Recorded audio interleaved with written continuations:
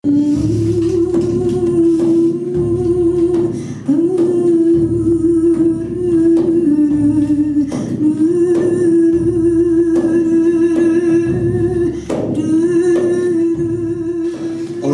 serata a tutti quanti e grazie per la vostra presenza nella nostra sede in Galleria Roma.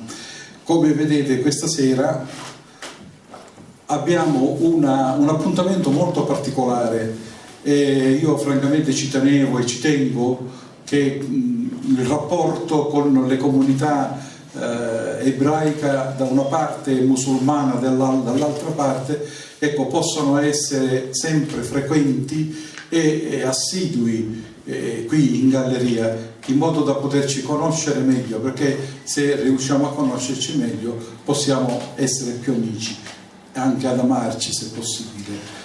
E quello di questa sera in qualche modo continua il discorso che abbiamo già iniziato l'anno scorso con i vari appuntamenti sia ripeto, con la comunità ebraica che con la comunità araba e musulmana un po'. Ecco, stasera c'è un titolo molto affascinante, il Purim di Siracusa. È una festa molto particolare, una festa ebraica e io ringrazio il dottor Dario Sutter, che è il referente per la Sicilia della comunità ebraica di Napoli, per averci dato la possibilità di conoscere questa festa. Siracusa è una città che ha avuto nel tempo diciamo una forte presenza ebraica, tant'è vero che c'è un quartiere nostro dedicato proprio alla Giudecca, quindi agli ebrei, e quindi quale migliore occasione di questa festività nascosta, quasi occulta, non si conosceva bene le origini, se c'era Siracusa o no. Ora comunque sarà il dottor Sutter a spiegarci meglio di che si tratta e come si svolgerà, e con la collaborazione di due artiste che sono veramente lieto di avere stasera qui con me.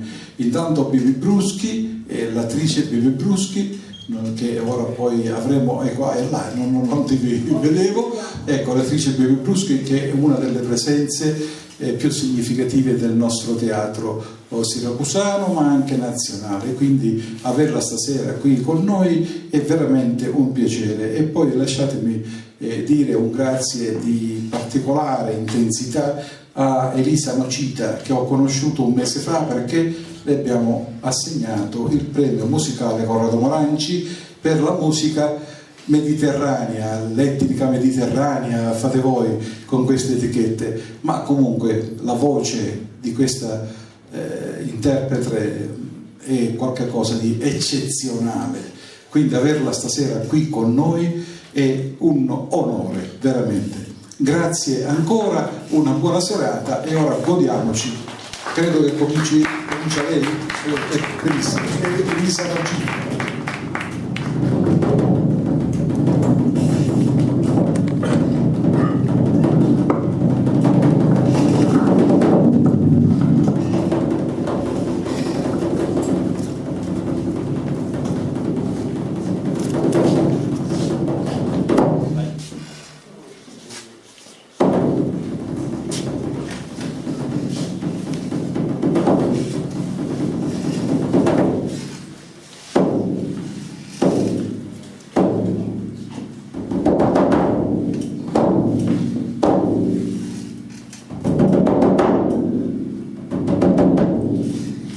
Muoviti parola, piccontari, i prodigi professari,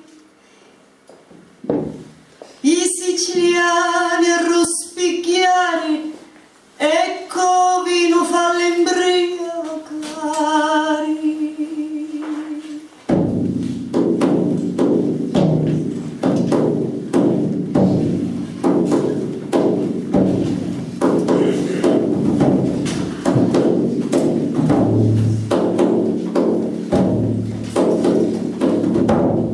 Ina dossa na mili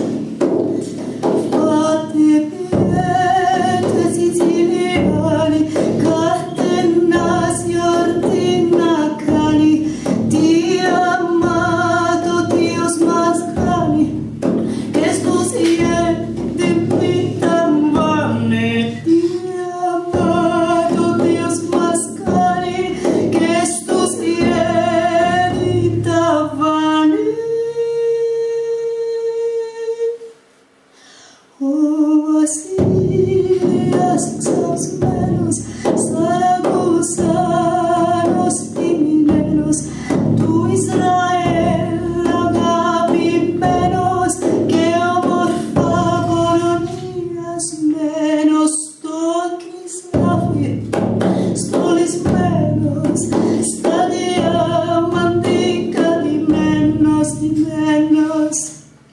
Kina klossa namilis, timada namolis, Sicilianus maxignis, me casi natus mitis, Sicilianus maxignis, me casi natus mitis.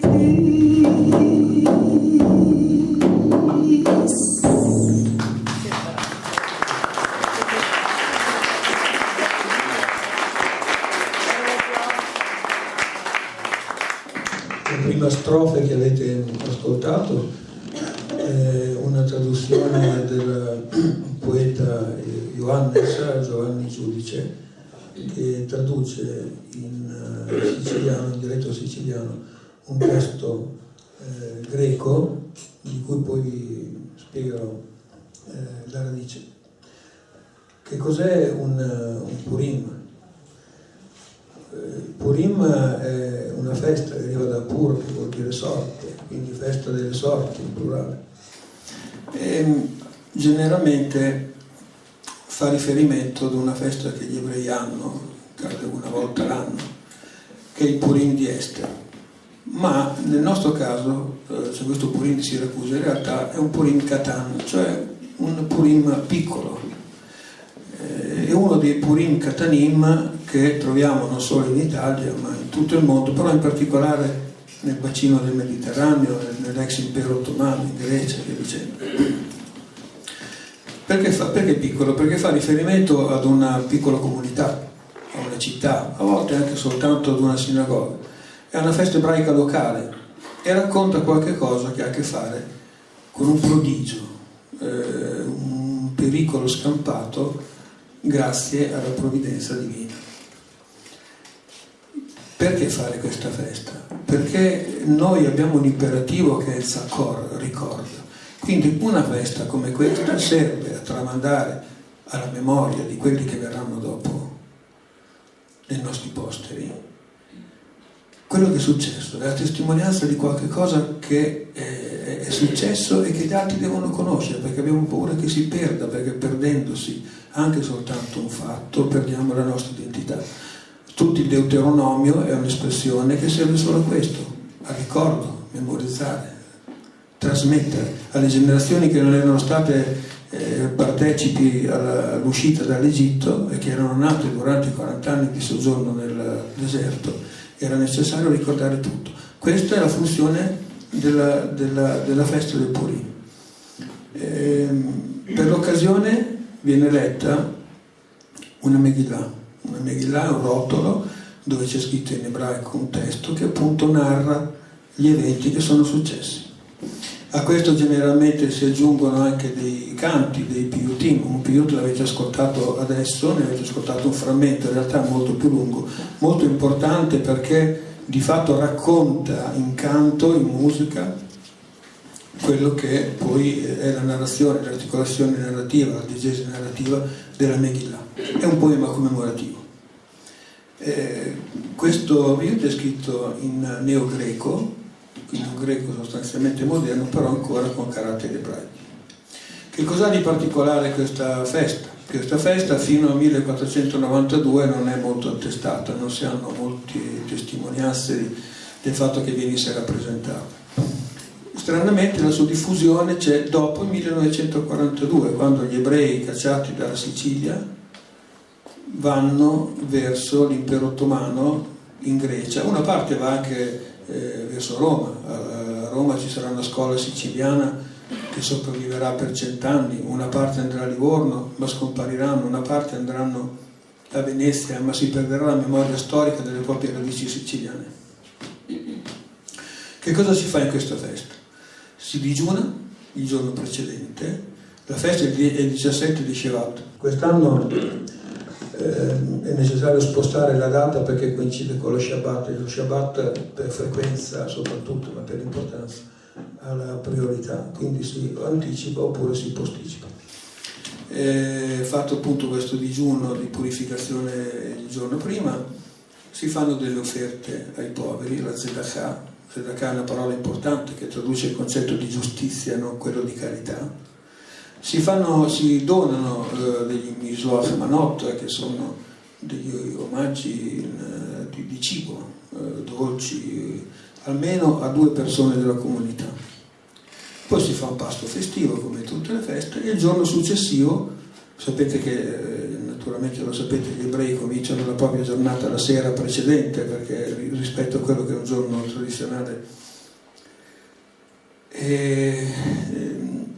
si fa festa tutto il giorno, e c'è anche l'abitudine di mascheramento. I bambini in particolare si travestono e diventa una specie di carnevale. Per quello che riguarda il Purim di Ester, quindi il Purim maggiore, addirittura c'è un imperativo che è quello di bere fino a quando ci si dimentica chi è il buono e chi è il cattivo, chi è Mardocheo e chi è Aman. In questo caso non mi risultano testimonianze riguardo il Purim di Siracusa, però ha una storia particolare questo Purim. Scompare come Purim di Siracusa, diventa in Grecia, in particolare nella zona di Salonicco e Giannina, il Purim di Saragossa. Se ne perde la traccia, nonostante molte famiglie fossero di origine siciliana, portassero il cognome tipicamente siciliano, tipo Saragussi o Massà o Zito. A un certo punto il ladino, la lingua che veniva utilizzata, che è il giudeo-spagnolo, quindi lo spagnolo scritto in ebraico, comincia a equivocare sul Saragusa e Saragossa, per cui Siracusa a un certo punto si trasforma in Saragossa. Anche un po' il nome del re, adesso di cui parleremo, questo re saragusano trae in inganno. Ma ancora fino al 1910 si tramandava questa festa, questo Purim, come Purim di Saragossa.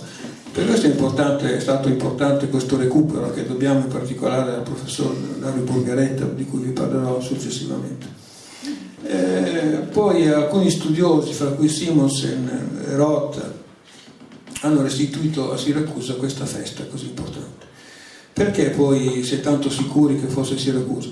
Perché intanto a Saragossa non c'erano 12 comunità, non c'erano 12 sinagoghe, ce n'erano 2 attestate, mentre invece a Siracusa non che ci fossero 12 sinagoghe, ma c'erano 12 maggiorenti.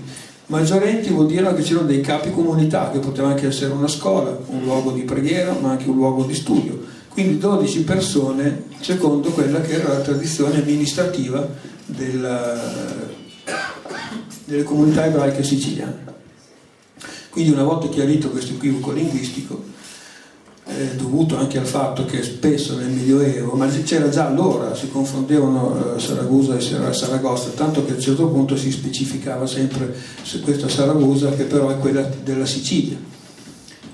Vi dicevo prima, dopo che se ne sono andati dalla Sicilia, questo minhag siciliano, cioè questo insieme di norme legate in particolare alla tefilà, ma anche ai comportamenti, alla liturgia, sopravvive poco anche in Grecia, giusto un secolo. Dopodiché viene adottato quello di Machazor Sefarad, cioè il libro di preghiere con tutto quello che comporta appunto di liturgia eccetera, di tipo sefardita. Questo vale per quasi tutto il bacino del Mediterraneo. Però sappiamo che le famiglie siciliane si riunivano, sono riunite per secoli per festeggiare il Purim di Siracusa, anche se c'erano appunto questi equivoci, in particolare a Salonicco.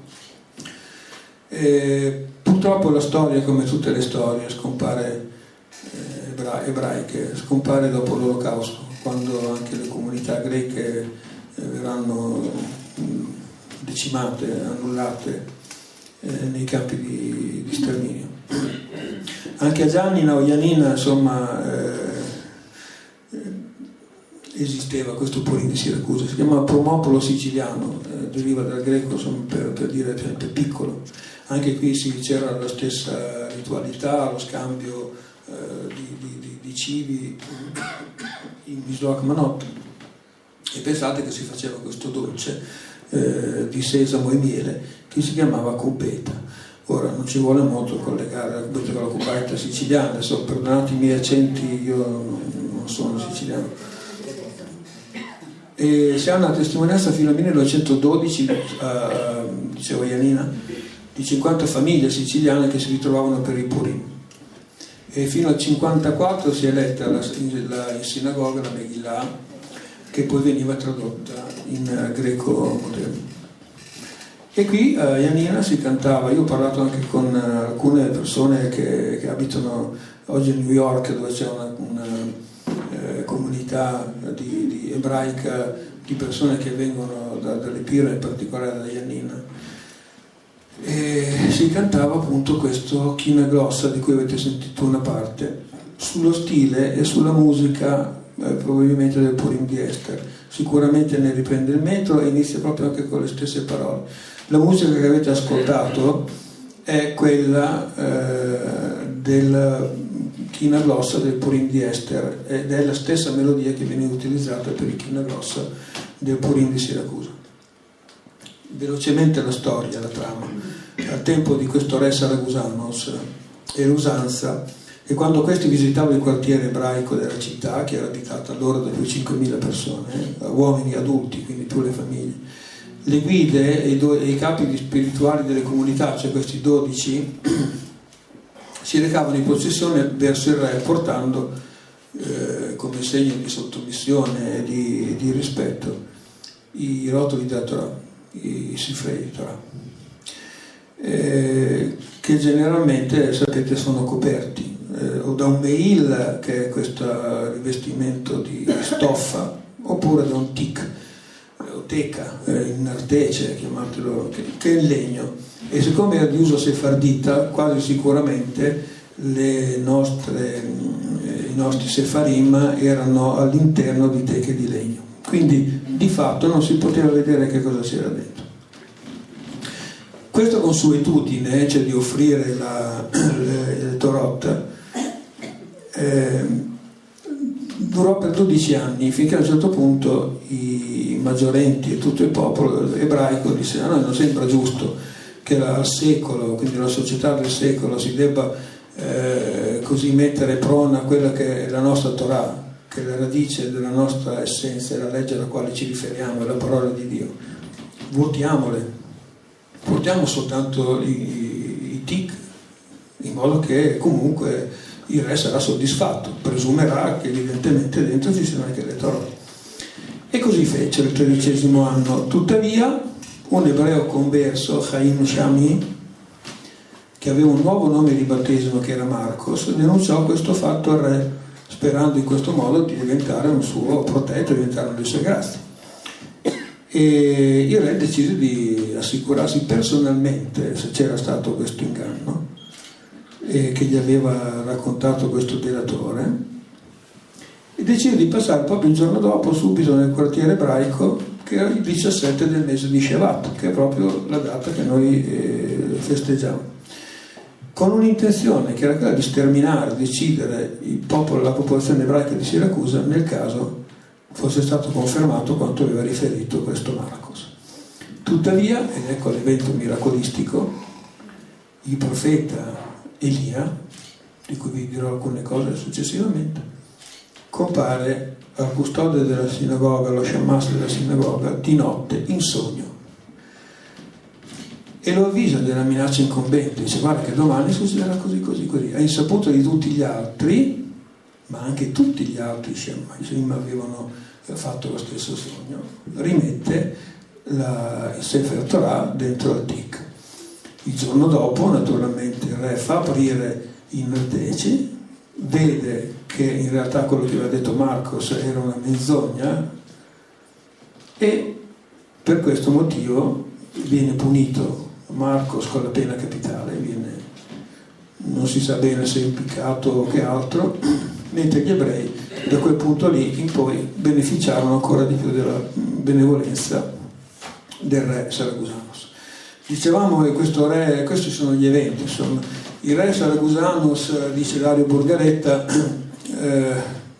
potrebbe essere semplicemente un appellativo di re dei siracusani, quindi non da leggere al tempo del re Saracusanus, che probabilmente è qualcosa derivato dal ladino, quindi questo ha parlato degli ebrei levantini, che chiamavano appunto Purim de los Saracusanos.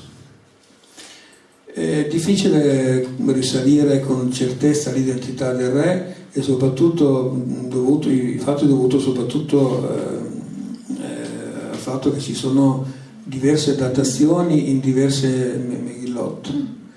Però facendo, dico in sintesi, la questione è molto complessa, un breve calcolo, considerato che il re sia Martino, in questo periodo siamo fra la fine del XIV e l'inizio del XV secolo, potremmo arrivare a definire come il 1405 questa data.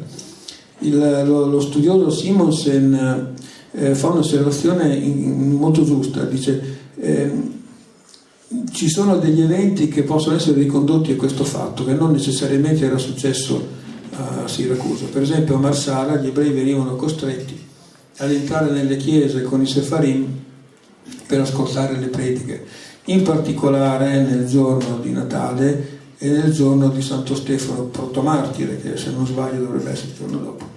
Dovevano ascoltare le prediche e presentarsi appunto sempre con questi Sefarim, con questi Sifrei Torah in braccio.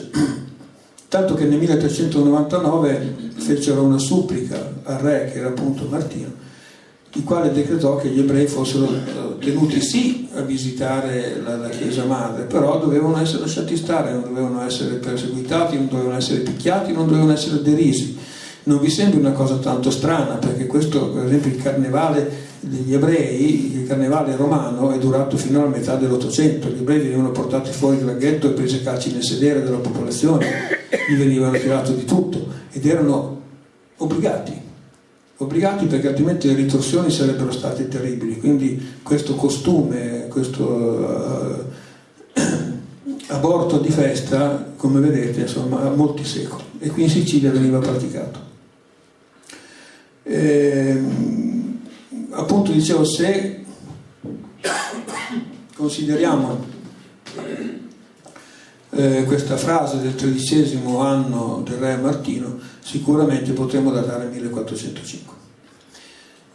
Anche a Siracusa ci furono dei problemi molto gravi con le comunità ebraiche, perché spesso si lamentavano di soprusi e angherie che venivano subiti dalla popolazione non ebraica, e poi ogni tanto capitava anche che arrivava il predicatore di turno, nello specifico per esempio si ricorda nel 1487 un francescano che alzava i siracusani, e soltanto l'intervento dell'esercito era riuscito a evitare una strage.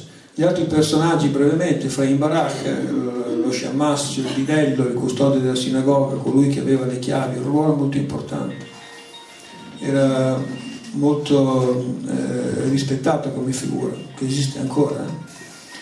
Efraim Barak, vi ricordo semplicemente una cosa, che ancora oggi esiste il cognome Baruch nelle varianti siciliane, Barucco, oppure nella traduzione Benedetti o Benedetto, che è ancora abbastanza presente nell'area sia siracusana che siciliana in generale.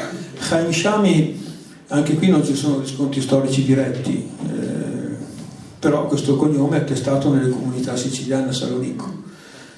E ancora qui in Sicilia ci sono alcuni cognomi che derivano da questo: Shama, Buscemi, Buscema, e fa la parte del delatore. Ogni tanto qualcuno c'è, ne abbiamo avuti peggiori, se pensate a Otto Weininger, che fu uno dei teorici dell'inferiorità della razza ebraica ed era di origine ebrea, quindi ahimè. L'altra figura tipica è quella del profeta Elia. Si trova in tutti i racconti popolari ebraici, che in qualche modo sono legati ad aspetti trascendentali, miracolistici. Una figura molto cara ai bambini in particolare. Ha sempre porta con sé un aspetto salvifico, taumaturgico. È anche la persona, il profeta, che dovrà ritornare in terra per annunciare la venuta del Mashiach, del Messia. Il profeta Elia quindi era quello che portava le buone novelle, era quello che in tutte le parti del mondo dove un ebreo aveva bisogno cercava di sanare l'ingiustizia che venivano subite. È una figura cara alla tradizione, dicevo prima, favolistica, in particolare ai bambini, anche perché è colui che può mandare via l'angelo della morte allontanandolo dai bambini. E ancora oggi c'è una sedia sulla quale si siede il profeta Elia quando c'è una circoncisione, e questo profeta Elia viene quasi sempre in sogno. Grazie.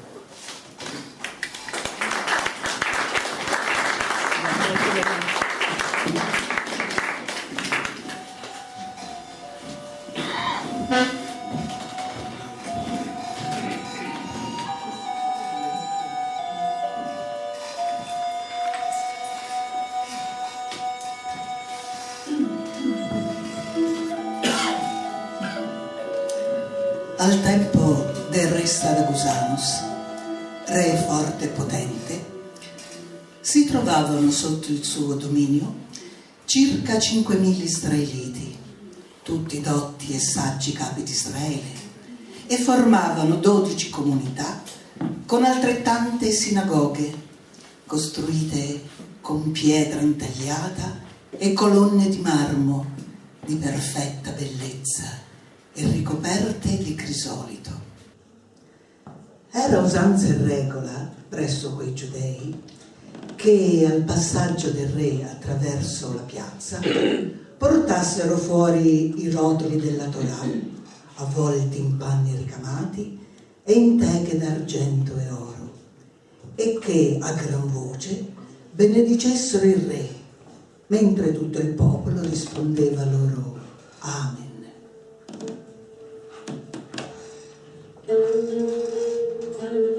Un giorno si radunarono i 12 rabbini degli israeliti e i loro 24 dayanimme e dissero: ma noi non facciamo cosa buona uscendo con la legge del nostro Dio al cospetto di un pagano idolatra.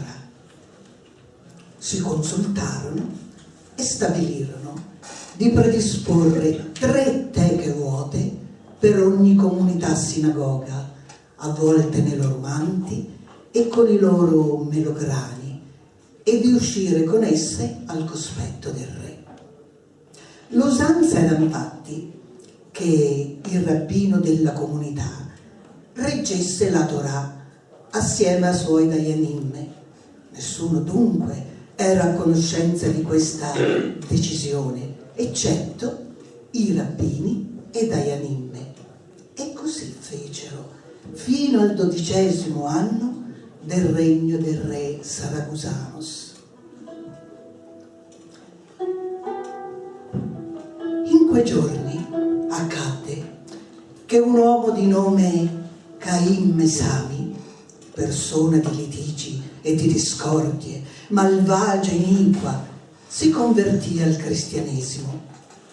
Quest'uomo era ben voluto al palazzo reale, poiché in passato, in quanto israelita, aveva servito alla porta del re. Il re Saragusanus rese potente Caim, cui aveva posto il nome di Marcos, e pose il suo seggio fra quelli dei ministri a palazzo reale. Un giorno il re Saragusanus uscì con i suoi familiari e tutto il suo seguito e, per caso, si trovò a passare anche per la piazza dei Giudei. Ecco il re, sta passando per la piazza dei Giudei. Allora i rabbini delle comunità sinagoghe e i loro dayanimme uscirono come d'abitudine con le teche coperte con panni ricamati, salutando il re ad alta voce mentre tutti rispondevano Amen. E il re proseguì il suo cammino.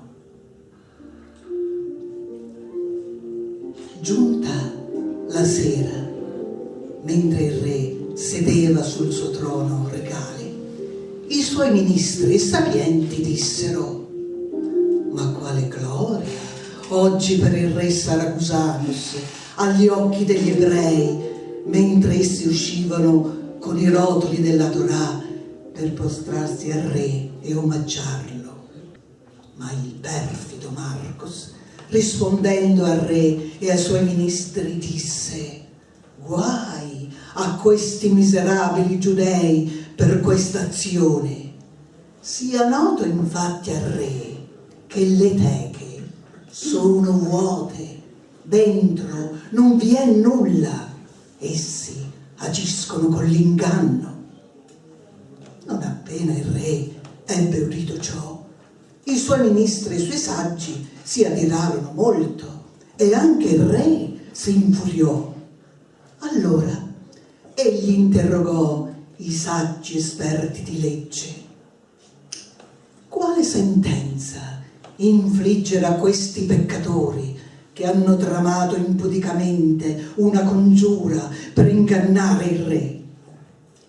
Risposero i saggi: una sentenza di morte meritano questi uomini. Al mattino usciremo e passeremo all'improvviso dalla piazza dei Giudei, e appena usciranno incontro al re con i rotoli della legge, apriremo le loro casse e vedremo se le parole di Marcos sono veritiere.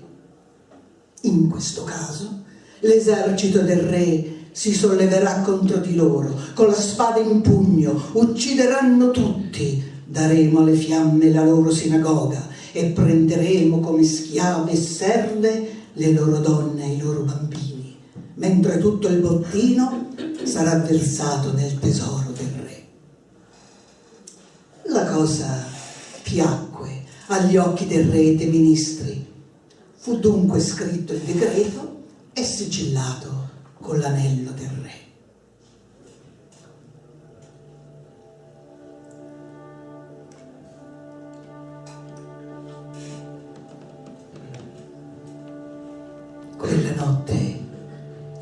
Quella notte fu agitato il sogno di Efraim Baruch, lo sciamà della sinagoga che si trovava nella città di Siracusa. Questi era un uomo anziano, rispettato, integro e retto, timorato di Dio e lontano dal male. Ed ecco che un uomo venerando, con lunghi capelli, un uomo preposto a tutte le buone novelle, il cui aspetto è simile all'aspetto di un uomo di Dio, Eliau, il profeta Eliau, lo svegliò dal sonno e gli disse: perché dormi? Alzati subito, va al tempio e riempi le teche vuote con i rotoli della Torah, poi torna e rimettiti a letto in pace, ma guardati dal dire ad alcuno di questa visione, altrimenti morirai e il tuo sangue ricadrà sul tuo capo. Allora Efraim si alzò e, preso da un gran terrore, fece così come gli aveva ordinato il messaggero. Poi tornò e si rimise a letto tranquillo. Ma nel frattempo la stessa apparizione che aveva avuto Efraim Baruch le avevano avute anche tutti gli shamashim delle 12 comunità, la stessa notte, allo stesso momento, ma non lo dissero a nessuno secondo quanto era stato loro ordinato, e ognuno pensava che soltanto lui avesse avuto quell'apparizione e la cosa gli riempiva di meraviglia.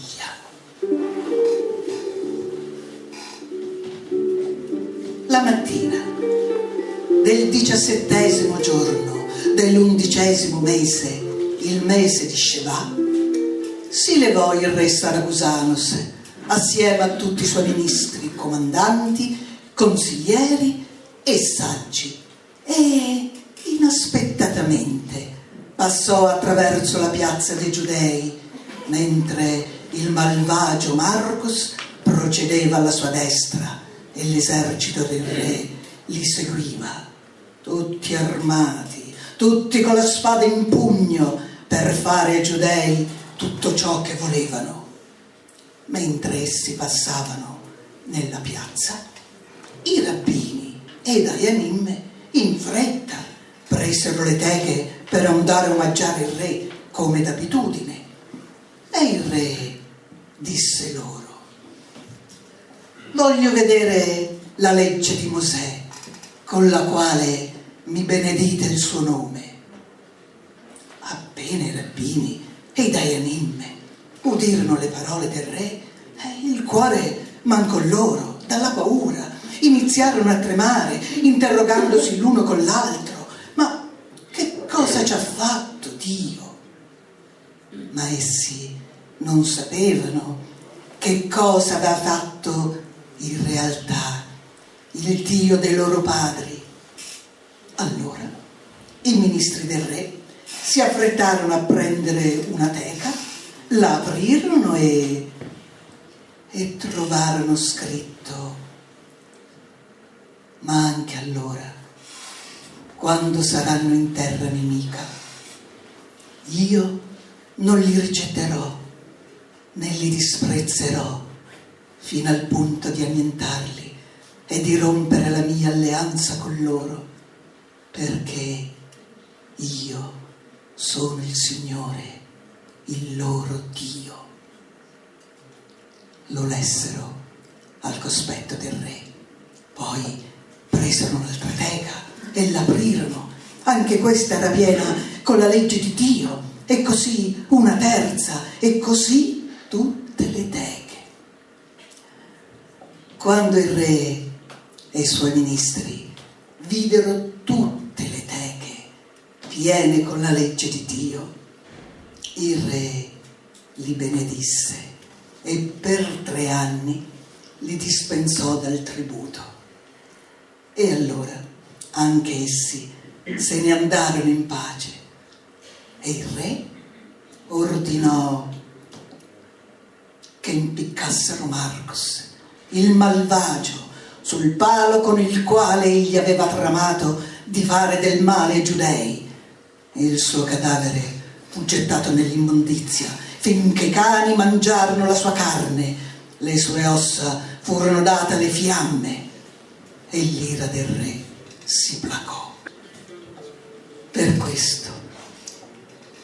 questo i Giudei che si trovavano nella città di Siracusa presero la decisione e l'impegno per sé e per i loro discendenti di festeggiare il giorno 17 del mese di Sheva ogni anno, essi, i loro figli e i figli dei loro figli, come giorno di gioia, di letizia, un giorno di festa, scambiandosi cibi a vicenda e facendo elargizione ai poveri.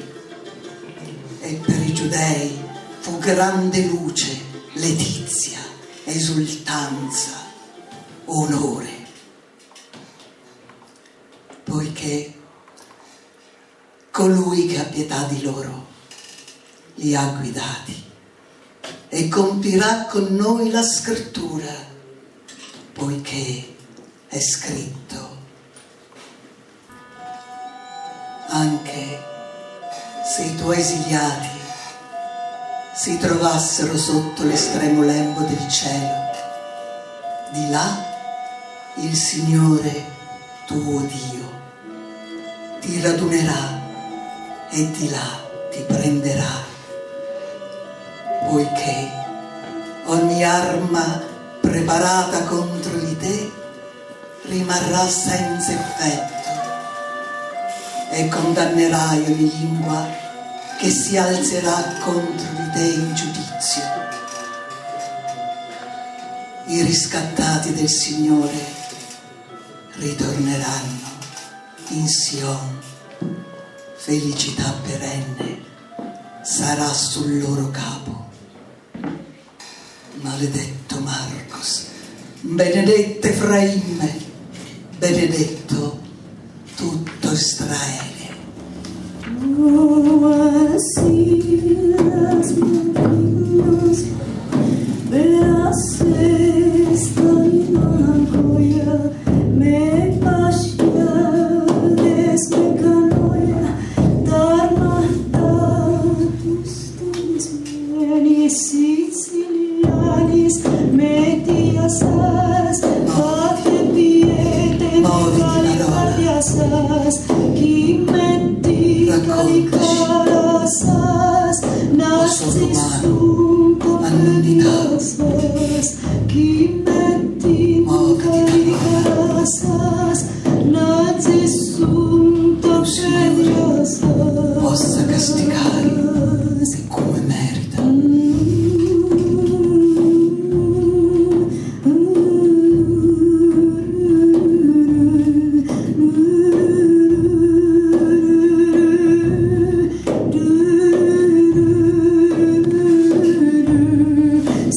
Sicilianis metiasas, fate me calicardiasas, chi E lunga vita metti calicarasas, ai vostri figli.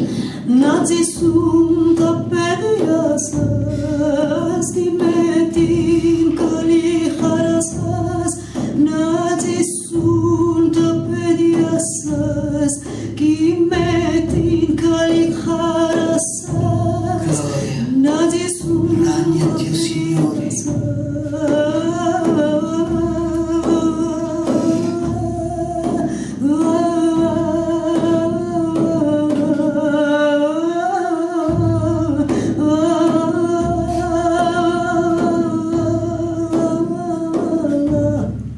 Doxa tu Deo me cali, caristus ed navali tonel piau, annavi navgali